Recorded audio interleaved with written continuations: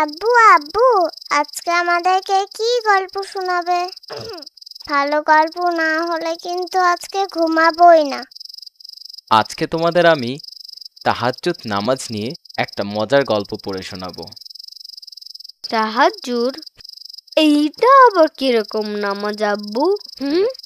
আগে কখনো তো শুনি নাই। তাহলে শোনো মন দিয়ে। এটা হচ্ছে অনেক আগের একটি গল্প, আমাদের নবীর সময়কার গল্প।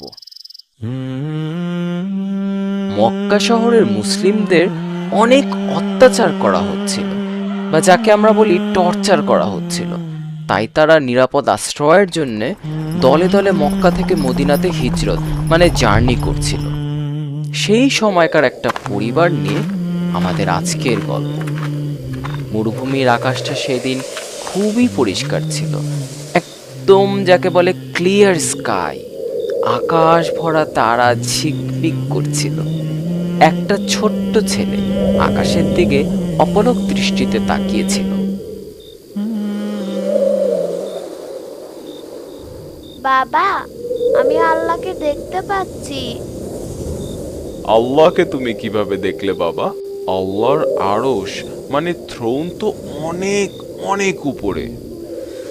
ওই যে দেখো বাবা, তারাগুলো একসাথে কিছু একটা যেন তৈরি করছে। আমরা যেটাই চিন্তা করি আকাশের তারাগুলো দিয়ে আমরা চাইলে সেটাই বানাতে পারি বাবা।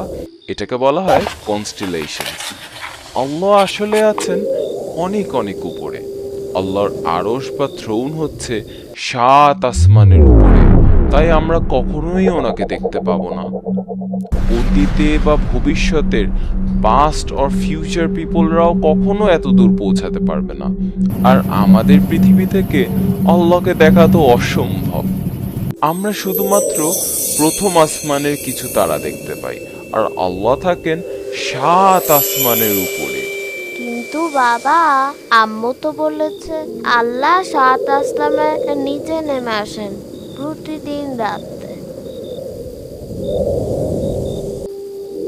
হ্যাঁ রে বাবা, আম্মু ঠিকই বলেছেন। আল্লাহ প্রতিদিন শেষ রাতে 7 আসমান থেকে নিচের আসমানে নেমে আসেন। তারপর আল্লাহ বলেন, তোমরা কে কি চাও বলো আমার কাছে। সেটা হচ্ছে তাহাজ্জুদের সময়, আর এই সময়টা হচ্ছে আল্লাহর কাছে কিছু চাওয়ার সবচেয়ে সুইটেবল সময়। কিন্তু বাবা, ওই সময়ে তো আমাদের ঘুমানোর কথা না, আমরা তো সবাই ঘুমেই থাকি। হ্যাঁ বাবা, তুমি একদম ঠিক কথা বলেছ। আল্লাহর খুব প্রিয় বান্দারাই পারবে এই গ্রেট অপরচুনিটি নেওয়ার, আর তাদের যা যা লাগবে সব কিছু আল্লাহর কাছে মন খুলে চাওয়ার। আচ্ছা বাবা, আমরা কিভাবে আল্লাহর কাছে রাখতে চাইবো? আমরা এই শেষ রাতে 2 রাকাত নফল নামাজ পড়ব, যাকে বলা হয় তাহাজ্জুদের নামাজ, আর আল্লাহর কাছে যা ইচ্ছা তাই চাইব।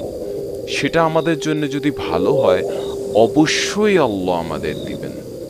কিন্তু বাবা, এখন তো শেষ রাত, আমরা কি তাহলে এখন তাহাজ্জুদ নামাজে পড়তে পারি না? হ্যাঁ বাবা, এখন তাহাজ্জুদের সময়। চলো উজু করে আমরা তাহাজ্জুদের নামাজ পড়ি একসাথে।